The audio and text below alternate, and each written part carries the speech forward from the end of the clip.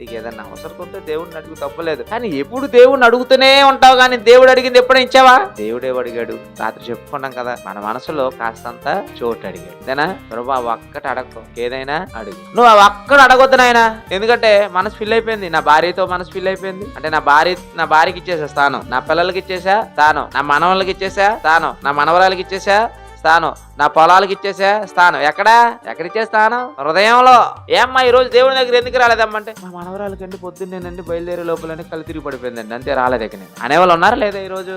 ఏమ్మా ఈ రోజు మరి వాకింగ్ చదివంటే చదువు అనుకున్నాను, కానీ అప్పుడే నా చిన్న మనవడు ఏడుస్తున్నాడండి, ఇక చదవలేకపోయానండి. అంటే ఎవరికి ఇచ్చారు స్థానం? వీళ్ళు హృదయంలో దేవునికి తప్ప అన్నిటికీ ఇచ్చారు. చూడండి అమ్మ, మీరు ప్రార్థనకి రాత్రి వచ్చారు, వాళ్ళు ఎందుకు రాలేదు? వద్దాం అనుకున్నానండి, పెద్ద వర్షం, మన కొట్టుకెళ్ళిపోయావా?